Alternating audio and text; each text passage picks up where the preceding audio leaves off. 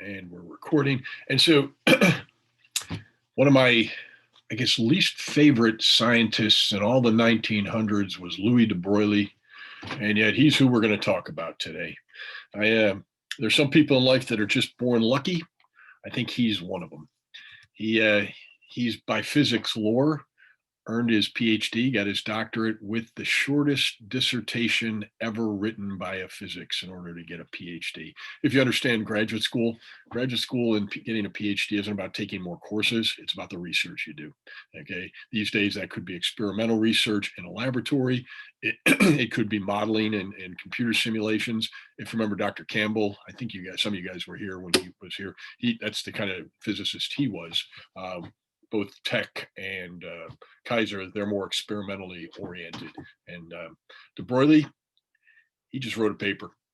I think he got a lucky guess. So I want to share with you my my iPad, and we'll go through a little bit about why I think he got lucky, or how I think he got lucky. Because quite frankly, I think his background understanding of the problem doesn't make any sense. But yet the experimentalists proved that he was right, and that's what I mean. All right, so first of all, here are his waves. De Broglie, and I can almost see him at some sort of party postulating that, well, if we're going to treat photons, which we think are waves because Maxwell said so, if we're going to start treating them as particles, well, doesn't it make sense then that things that we classically believe are particles should also be treated as waves? And just almost musings. It's fairly light in its depth of understanding. It's just saying, well, why not? But then he goes on and he says, okay, what would that wavelength be? And he goes on a quest to figure it out. And of course, the answer is what's written right there in the center of the screen, which, yep, I guess you are seeing it because there's a green border around it. That is that the wavelength of some matter, some material, electron, a proton, a BB, you, me, we all have wavelengths given by Planck's constant divided by the speed of, divided by the momentum, the mass times the velocity, classically. Okay, and so how did de Broglie arrive at this conclusion? Well, he goes, well, energy of a photon is the momentum times the speed of light. And Planck has said that the energy of a photon is also Planck's constant times frequency. And so just substitute in for C. That's not, stylus isn't working. There it is. Substitute in for C, the frequency times the wavelength, because it is. And then look at the first term and the last term. And sure enough, that you get that H is equal to the momentum times the wavelength, because you can cancel the frequency. And the wavelength then is exactly what you have, H over the momentum. Except there's a problem with that. Matter, material, electrons, protons, BBs coming out of a BB gun, you, me, we don't have energy equal to our momentum times the speed of light. This assumption right here is pretty poor for real objects.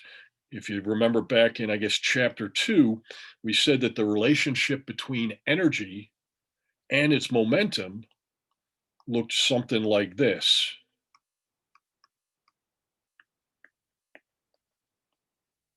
Okay, that's what we said. And so he should have equated that to Planck's constant times frequency. And then I would have gone, all right, well, that makes sense. What happened to this term right here with the rest mass? For whatever reason, he just ignored it, published his dissertation, published a journal article, and son of a gun if he wasn't right. That his calculation that ignores the rest mass for what the wavelength of an object should be turns out to be right. Any questions on that? To me, it's bizarre that physics has this kind of quirk thing that this French aristocrat finds. I don't quite get it. In any event, but the point, and again, for about the 17 millionth time, once you got a physics theory, you got to get somebody to do an experiment and see if it's right. All right, I do want to show you this little picture though, and maybe this is why people give de Broglie credit for his dissertation and his publication of what I like to call matter waves, not de Broglie waves. He's thinking that these electrons going around a nucleus somehow in what's now becoming popular in his day, the Bohr model of an atom. He's thinking that it's like little standing waves on a string where the string is put into a circle and the electrons kind of wiggle around.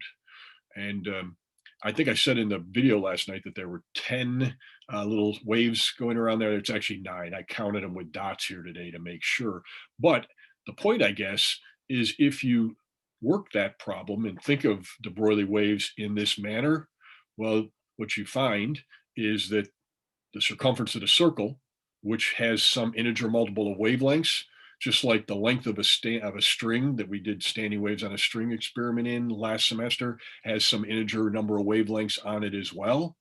Well, if you massage that a little bit to solve for angular momentum, remembering that angular momentum is r cross p, and since everything's perpendicular here, that just means the radius times the momentum.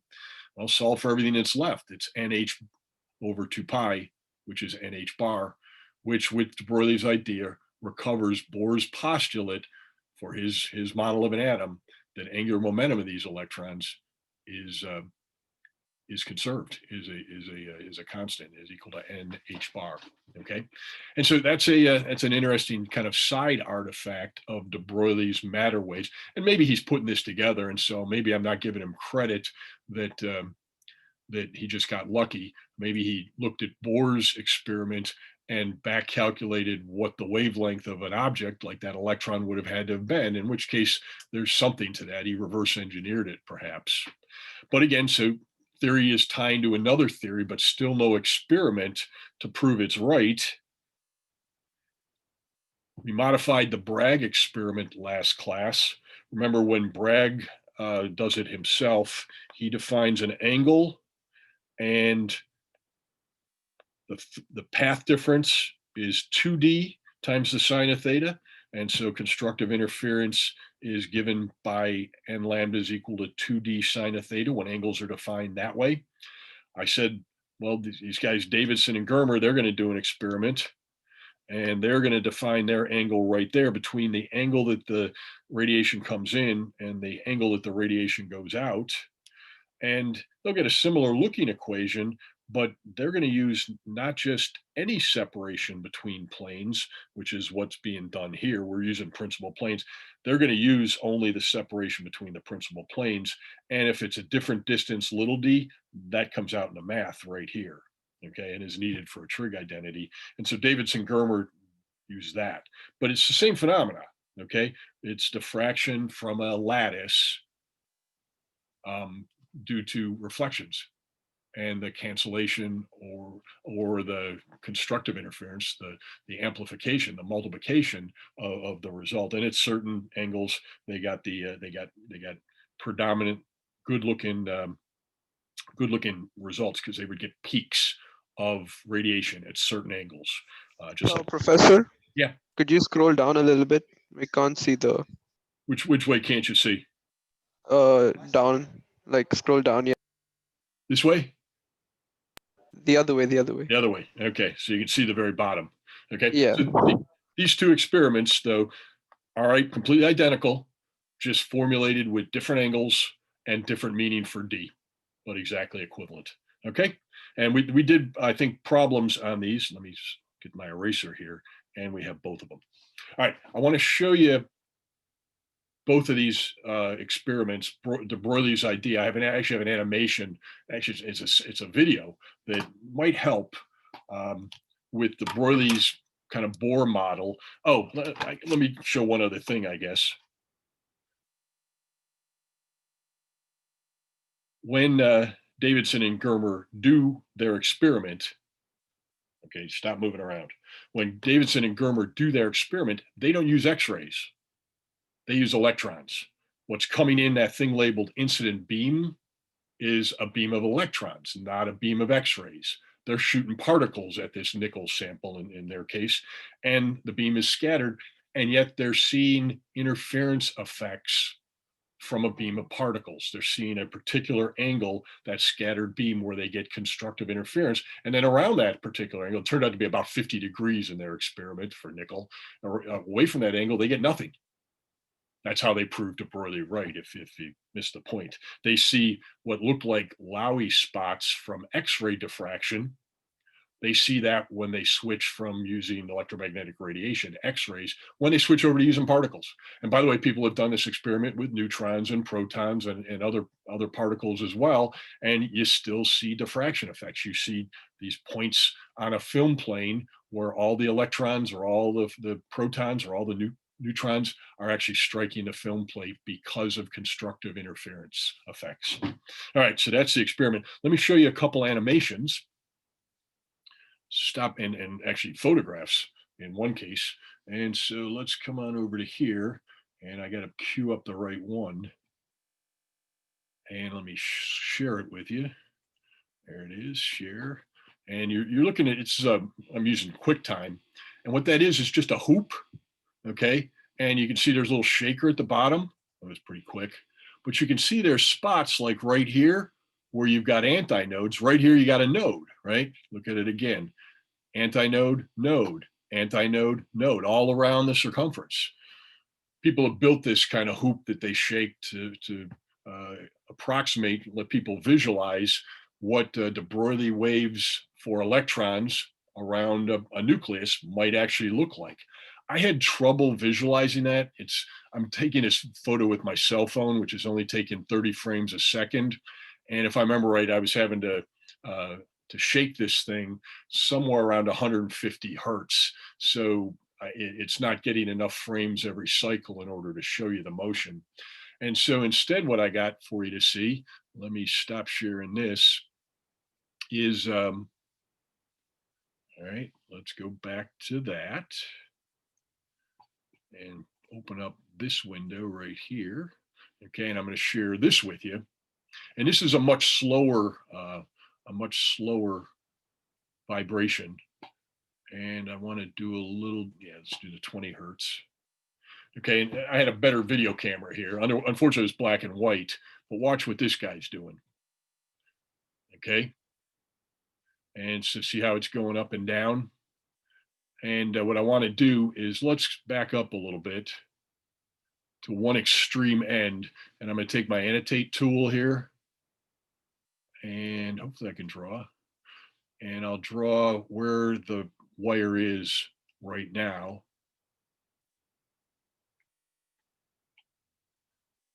All right, and then I'll let time elapse here a little bit. And I'll try and stop it right about there.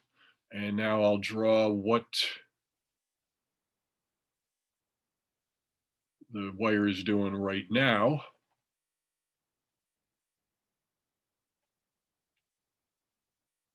And hopefully you can see right here, I've got an antinode. Right here, I got a node. Right here, I got an antinode.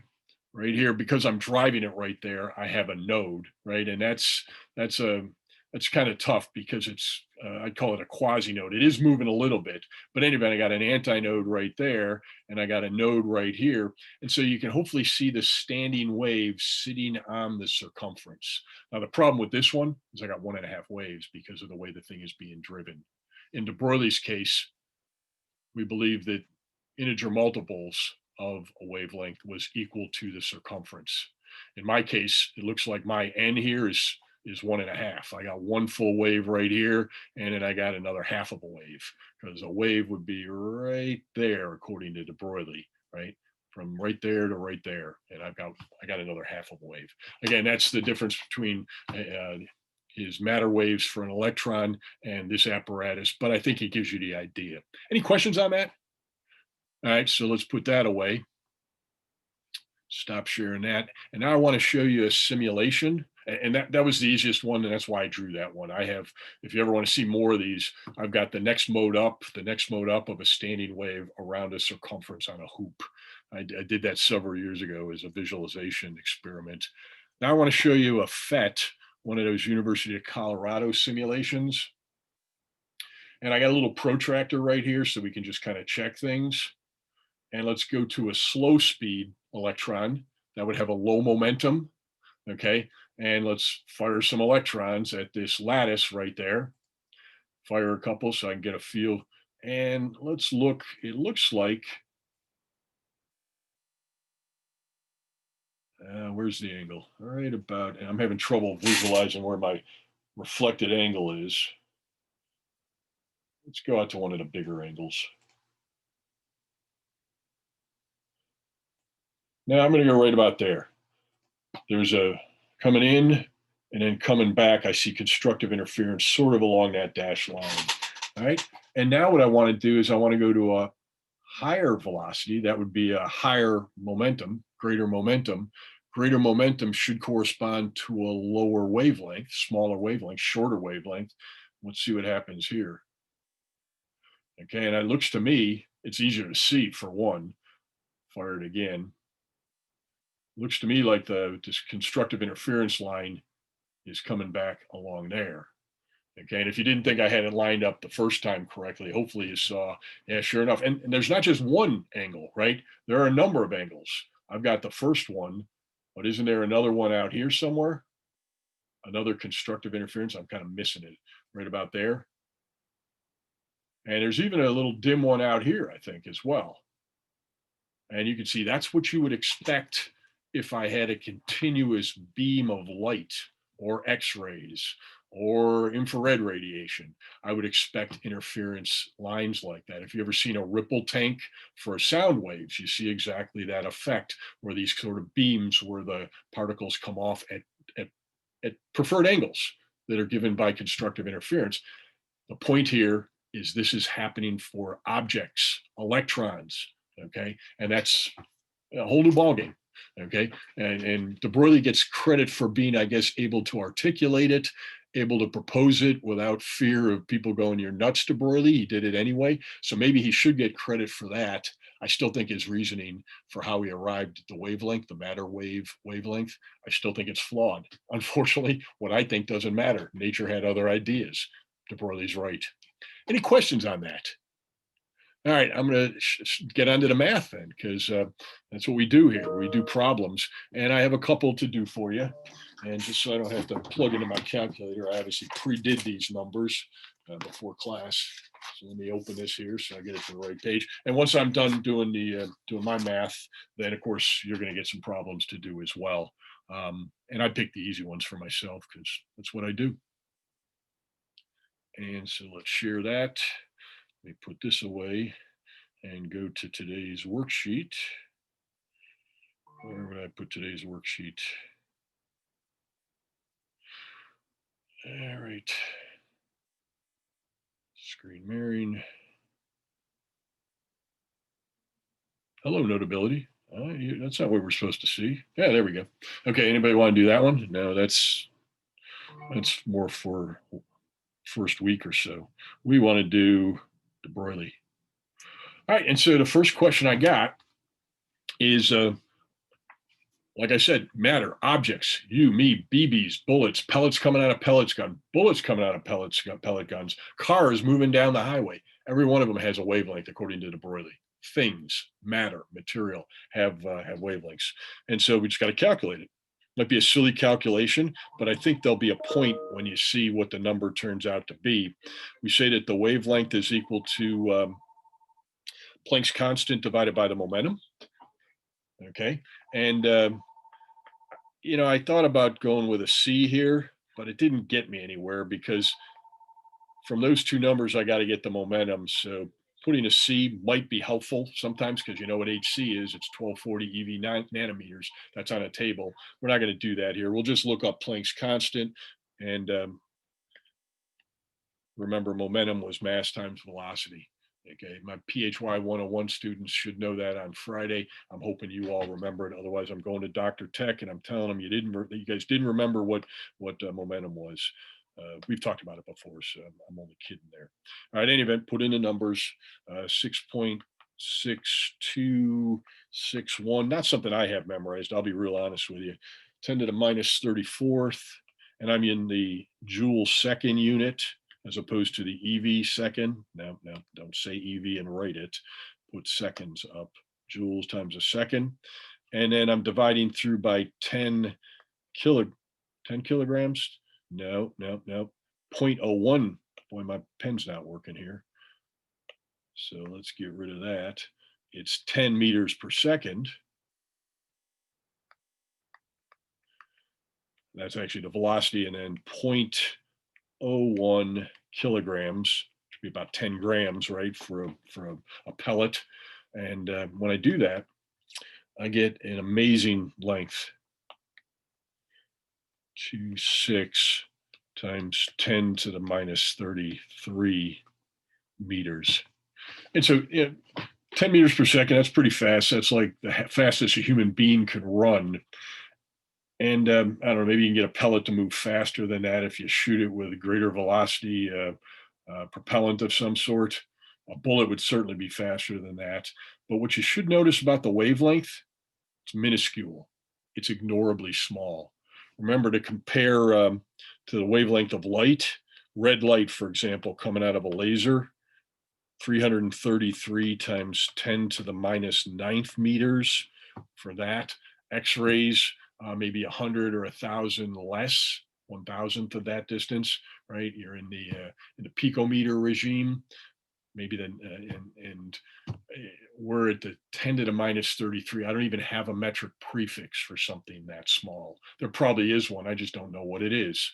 So more macroscopic objects, larger objects that go at the speeds that we're used to, 10 meters per second, 100 meters per second, the speed of aircrafts and cars and all that, the wavelength is just so short that it would be really hard to do any kind of diffraction with it.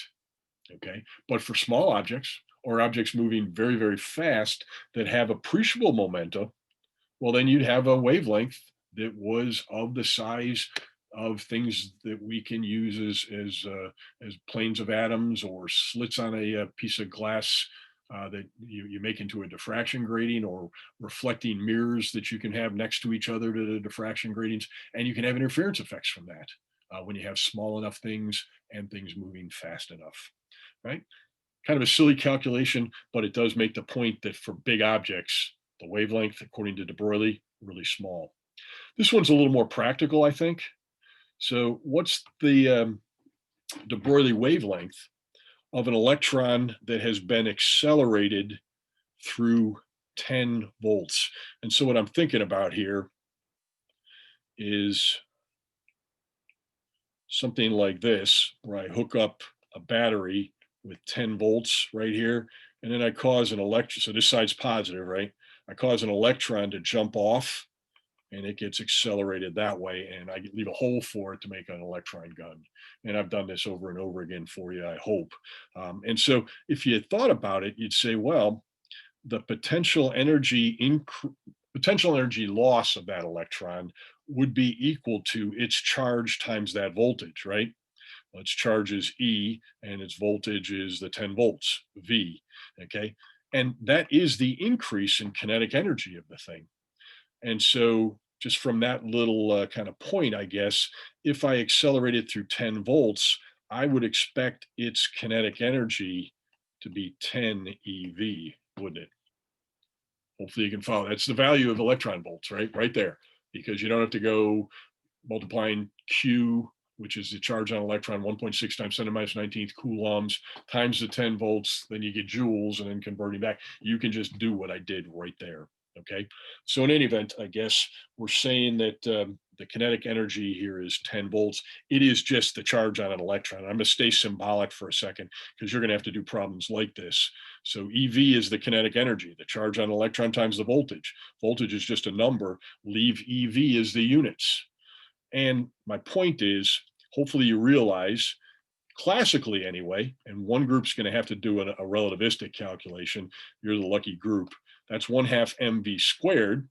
Let's see, if I multiply that by mass and divide that through by mass, then kinetic energy is also momentum squared over twice the mass, right? So that's the deal, and that's what we want. So let's put these two ideas together, because we need to relate momentum to the kinetic energy that's given in the problem, because ultimately we need to solve for what the de Broglie wavelength is, the matter wavelength, what the wavelength of material, of people, of airplanes, what it is. It's h over lambda. So we need to get an expression. I'm sorry, wrong. H over momentum is equal to wavelength. So I need to get an expression for momentum when I've been given the kinetic energy. All right, so let's put these two ideas together. It looks to me like momentum squared is equal to twice the mass times the charge, the electron, times whatever the potential difference the electron's been accelerated through, right? Now here's a slick trick. Let's multiply by c squared. Why? Because, well, what is mc squared? Hopefully you recall that's 0.511 MeV, right? That's the mass of an electron. It would be MeV per c squared for the mass. When I multiply by c squared, that thing in brackets there just becomes 0.511. And now I'm ready to figure out what the de Broglie wavelength is, what the matter wavelength is, hc over pc. I just multiplied by the speed of light there. And so I guess this would be equal to hc. I like that because it's 1240 eV nanometers. Look that one up. And then I would divide through by the square root of 2 mc squared for an electron, because that's what we're doing here, right? An electron, a number we know, times the charge, times whatever the voltage is that I accelerated it through. So I can either have one of two things here. I can have somebody tell me what the kinetic energy is in EV, or I can be told what the voltage through which it is accelerated, which gives me the voltage V, and tells me really what the energy is in units of EV, and I can get the answer. And so what I'm going to do now is I'll plug in a number just in case you weren't following what I was saying right there, because it may not have been clear. This will be 1240 EV nanometers. Oops, not M, NM nanometers, divided by the square root of 2 mc squared for an electron, 0.511 times 10 to the 6th EV. Okay, charge, just leave it as E. And then I got 10 volts. And so notice my units here. It's E squared, V squared. Take the square root, cancels that. Cancel, cancel, cancel. Put those numbers in my calculator. You can see the units that come out at the end are nanometers. And I put those all in, and I got 0.387 nanometers. That's either ultraviolet or X-ray. I'd have to look at a chart to tell you what frequency that, or for what wavelength that would be, what part of the electromagnetic spectrum that would be. But it would be equivalent to what the wavelength would be in the X-ray or ultraviolet radiation spectrum. And yet it's a piece of material. It's an electron. Kind of an interesting problem. Any questions about that? All right, so that's the first thing that everybody has to do. Let's look at what problems you're going to be doing here for the next 20 minutes or so. And let me scroll on down. And I got 3 different problems. This one, I guess you're given what the wavelength is, and you got to figure out what the kinetic energy is from that. And then after you're done with that and you got the kinetic energy, then you take that wavelength, and you're told a little bit about D in this problem, and you're asked to figure out what theta is in a Bragg scattering experiment. And you can use Bragg's equation because that's what this problem is presuming, okay? On the other hand, the next group will have a higher kinetic energy. I just worked one where the kinetic energy was 10 eV. Well, what if the kinetic energy is 1,000 times that? Can you still use classical energy expressions? And I think, because I checked it both ways, if you take the electron up to 60 kiloelectron volts, So I guess that's 6,000 times as big as the problem I just did. Well, the kinetic energy isn't just 1/2 mv squared anymore. And so I think you have to use that in order to do, in order to figure out what the Broyle's wavelength is, the matter wave. It's still going to be hc over pc, right? I just multiplied by the c. Top numerator is a constant, but now in the denominator, it sure looks to me like you got to go the square root of e squared plus m, oops, not plus, minus m to the fourth, no, not m to the fourth, c to the fourth, m squared, and it took away my entire bracket there, didn't it? Minus m squared c to the fourth. And don't forget, the total energy is just the kinetic energy plus mc squared. So that's what's going right in there. So that's a hint for you guys. And then once you're done and you've got a wavelength, put it again into the Bragg law. And for the same, what we talk about, silver atoms here? Yeah, silver crystal, the atoms in that lattice, and figure out what the angle would be in that case. You're the last group now, you get a different problem, because now you're going to do the same sort of thing for wavelength. Okay, figure out what the wavelength is using de Broglie's relationship, but you're going to put it into the Davidson-Germer experiment and use this equation instead and figure out what the, because we give you the angle that Davidson and Germer measured, phi, and we tell you d, this distance right here. And so now you'll be using that equation. Same effect, still Bragg scattering at its core, just a different way of arranging the variables. Any questions about what we're doing? All right, then I'll stop sharing this with you. I'll go to 3 groups. Breakout rooms, we'll go to 3 groups. And here's the random assignment. Amaya, Justin, Prince, you're in group 1 doing, I guess problem 3 is what you all are doing. Room 2, Anaya, Max, and Saeed, you're doing problem 4. So you're the lucky ones that get to do special relativity. And Sam and Sneha, you're doing this last one with the Davidson-Germer experiment. You're doing problem 5. Questions? Off you go. We'll see you in about 15 minutes.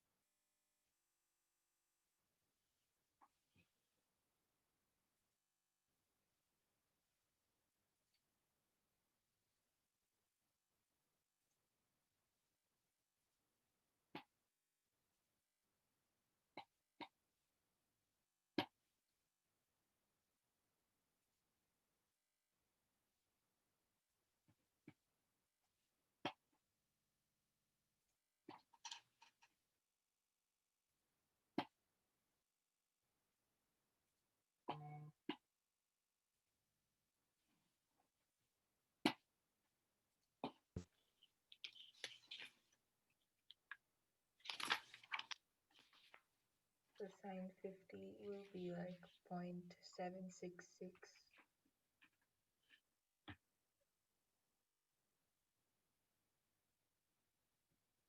Yeah, now you're in trouble. Well, not trouble. Now you need to know what, let's see. No, actually, you're right. Over 1. Yeah, you're good. I got 16.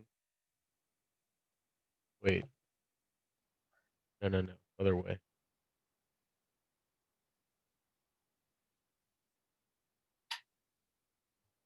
Yep. And that's nanometers. Okay.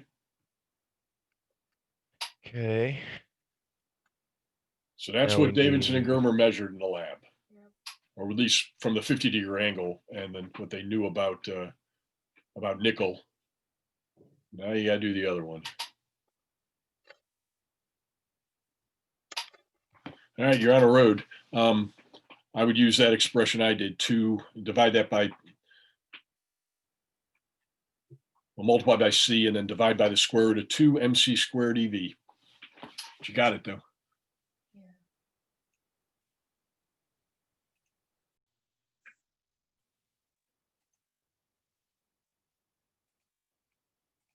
KeV. So we will want it as, shouldn't we change it to just EV for the yeah. units? Yeah, I just wrote a 10 power 3, so that should be good. Oh, okay. Yeah, and then we do MC squared, which I'm not going to write those down, but it's an electron, right? So yeah, we know the mass, and square this entirely. I guess plus another MC squared. Minus. Yeah, that's the question. Uh, Now she's right. It's minus. Look in your denominator right here. You got me. You got me. Yeah, we all do that. Yeah. And it's MC squared squared. Yeah, there you go. Yep. Perfect. I was And kind so of you just looking got to at plug this. numbers in. Oh Kind of yeah. a pain in the butt, but plug numbers in. Yeah, and these all should cancel while, we're going to end up with nanometers. Yep. All right. Right. You guys are rolling. Calculation. Actually, not Yep. that bad to use special relativity, is it? I mean, it's just that you got the square root of something squared minus something else squared. But yeah, we had a question actually, like, where did this exactly come from? I know it's somewhere there. I've forgotten, but remind How me did we again. use yeah, it? no, okay. We're saying the total energy in Dr. Tech's class, you would have said total energy was kinetic plus potential, right? Well, we don't. And this is rest mass. This is rest. Yeah. So we're Yeah, saying okay. total energy is kinetic energy plus rest mass energy. If you happen to have a problem where you needed potential energy, you'd add that on too. But most of the time we ignore potential energy because gravity doesn't give it any significant energy. You might have to pay attention to electrostatic energy, but that's where it is. So yeah, you got it now. Rest mass. All right. I'm going to go to the other group. Perfect. Awesome. Thank you. You bet.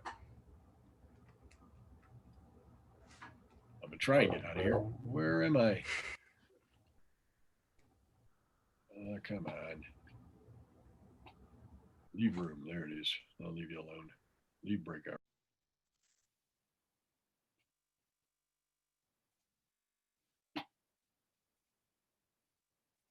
Oh. 0.511. MEV per C square.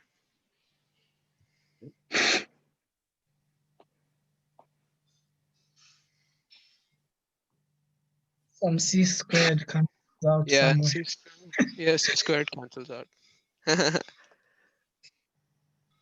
And EV cancels out also. Yeah. One EV cancels out. I think. Yeah. Yeah, one EV Oh yeah, cancels. one EV cancels out. No, but yeah. That's what it do it. I'm about to do it that way. But sure.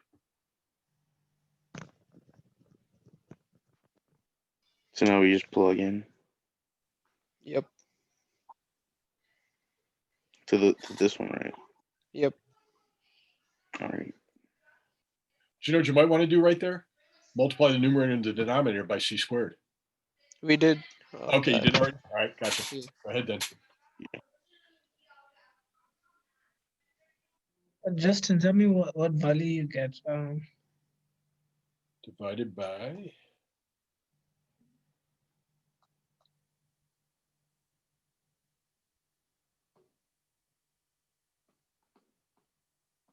Okay, yeah. times 2.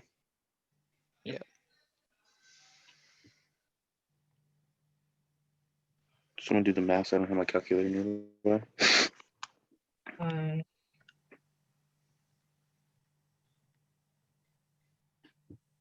I'm getting a really big number.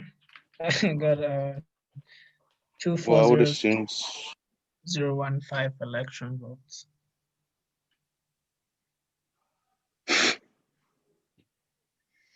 Say that again. 240, 720, 15 election.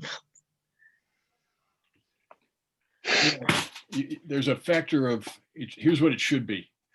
So it's just a matter of chasing down where it's probably a unit. The decimal point should be right after, it should be 24. Yeah, it should be 24. Yeah, so where'd that come from? Let's see. Oh, I think it's The meg. MEV. It's E MEV. MEV, Yeah, so it's a Okay. 10 raised to minus 6 in the bottom. Plus 6. Yeah, so Plus it's 20. Yeah, 6, yeah. it's Yeah, 10 to the 24. plus 6. Does that do it completely? Yep. 24.072 electoral votes. Yeah, so I got 2407. So put it. Yep, that would do it. All right. And then just do your Bragg scattering part and you should be done. Figure out what the angle is. Oh.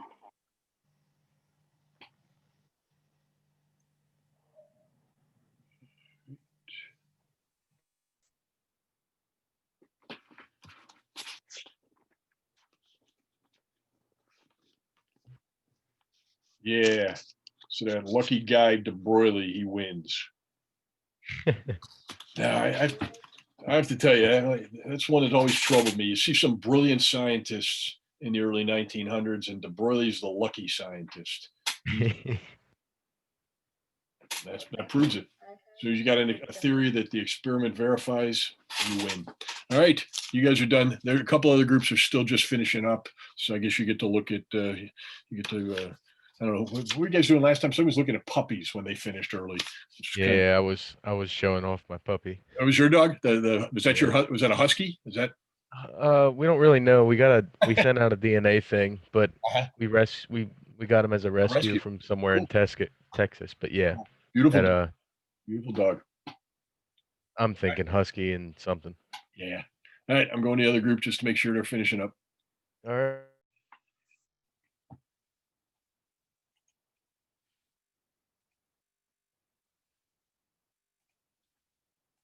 It should be, yeah. I mean, I'm just checking. Okay. They're both constants, yeah. All right, what number is this right here? That's wavelength? Yep. Okay. Our final answer for the wavelength is 0.0049 nanometer. Yeah, that's what I was looking for. Okay, good. And then for the next part, we're just going to do sine to the -1 and just put that wavelength over 2 times 0.408. Exactly. And then did you get 0.342 degrees? Okay. Hold on, what did you say again? I got 0.342 degrees. Is it 0 or is it just 0.34? I wonder if I wrote the wrong thing. Let me check. Oh, no. The 0 is before the point. So it's just point. 0.342. Yes. Yeah. Yep, good to go. All right, one more group. The guys who did the problem 3, they were still working on the angles. So we'll be calling you back here in just a second. Guys, fill me in here. Okay, calculate the angle. Are we doing Okay, so all you have to do is do sine of -1. Is that like arc sine? Well, technically, okay, it's theta equals sine -1 wavelength over 2D. Oh. Right? And you got And and so- it's and that's just another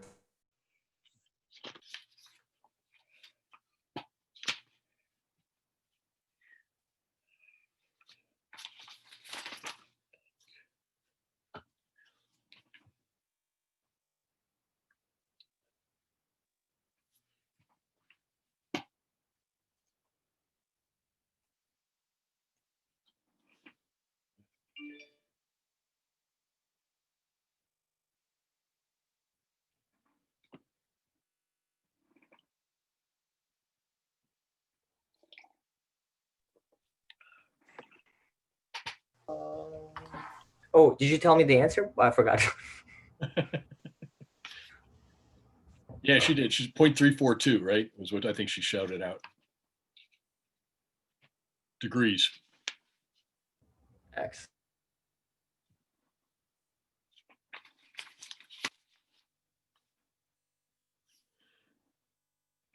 All right, everybody's back. All right, so we got about 4 minutes. Let's just make sure we check our numbers and we all agree. I didn't verify your angle there for group one, but you want to show us what you got. We agree on your energy. And now it's just a matter of what angle did you get.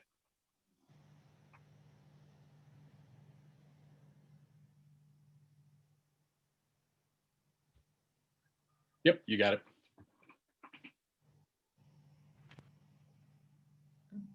So I Should we can ex- just unshare now, or Yep, you should. Go ahead. Somebody just talk about what you got.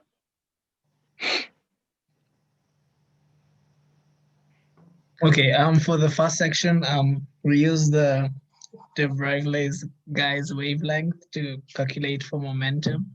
Then once we found the momentum, we plugged it in the kinetic energy equation, which is K equals to P squared over 2M, which gave us kinetic energy. Then we use the different equation of Bragg to find the theta. We just plugged in the numbers which were given and solved and got 17.84. Yeah, and the only thing that's, it's not a hard calculation. The only thing to be careful about is your units. Everybody does it. They had mega electron volts, and the first time they plugged in their calculator, you just put in electron volts. Is that fair? And so you're off, you get to 24,072, but the decimal point's in the wrong spot. So just pay attention to that, all right? Questions on that one? Pretty straightforward. Group two, similar problem, except you're relativistic. You couldn't simply go kinetic energy is 1/2 mv squared, or kinetic energy is momentum squared over 2m. You had to use the relativistic energy equation.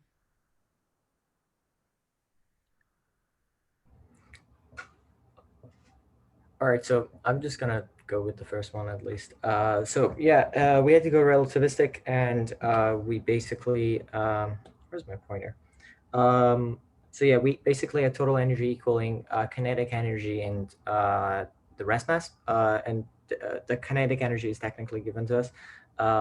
So yeah, we used the Broglie's wavelength, HC over PC, and we rearrange this to equal this, and basically plugged in the numbers. Not too bad. Yeah, again, I don't know if you had a first time you made a calculation error. Was it the MEV thing or was it just something else? It was was a unit actually thing. yeah. So That- we used electron volts everywhere, and we just did the normal just joules. We basically didn't convert it to electron okay. volts. So sort of That's what units, we just a fixed. different sort of issue with units, but they get their wavelength. And then I think your part B is exactly the same as the previous group, just a different wavelength, right? Yep. Yeah, so they get, and I guess the only thing to point out about this is their wavelength is significantly smaller than the first group, right? The first group was like 24 EV and 0.25 nanometers. Okay, this time we're at 60 keV, which gives you a much smaller wavelength by about a factor of 1,000. No, I'm sorry, about a factor of 1,000 smaller wavelength. And notice how much smaller the angle is. I'd say in a lab that'd be pretty hard to measure, but you do what you can do, right? 0.342 degrees as opposed to what, 17.8 on the previous problem. All right, last group.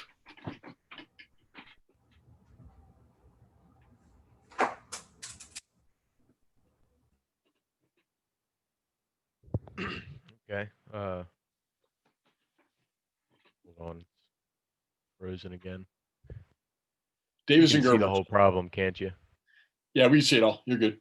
Okay. Well, I'm not allowed to scroll, so just gotta work with this. All right. Yeah, we were given our D and our angle here. So we basically plug them right into this equation. That gets us our wavelength for the diffracted electrons, or part A. And for part B, we are doing de Broglie's wavelength.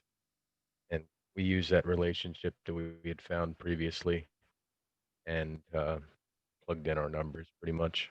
And we get numbers that are pretty much the same, which kind of proves the theory. Yep. Proves that the really got lucky. All right. I guess that's it for class. We'll see. And that's exactly, you know, he writes this paper and then Davidson and Germer do this experiment sometime later. And sure enough, he's right. By the way, I hope you saw in the video or in the reading, people have then subsequently shot electron beams through two slits, just like we would do in Young's experiment with light. And sure enough, you get a diffraction pattern, an interference pattern, just like you would when you put light through two slits, when you put electrons through two slits. Go figure. All right, hey, that's it. You have a good wavelength, like everybody else, and take that wavelength somewhere for the rest of the week. We'll see you on Friday. We'll be talking about waves on Friday since materials have waves. We better take a look at it. All right. Yeah, Sam has great handwriting. He really does, doesn't he? Yeah, he does. I agree with the chat. We'll see you guys on Friday. Yeah. Homework due tonight, by the way. Ooh. Yeah, homework due tonight. Good point. Yeah, good point. All right. See ya. Yeah. Have a good I'll day. be around this afternoon. If you need me, shoot me an email.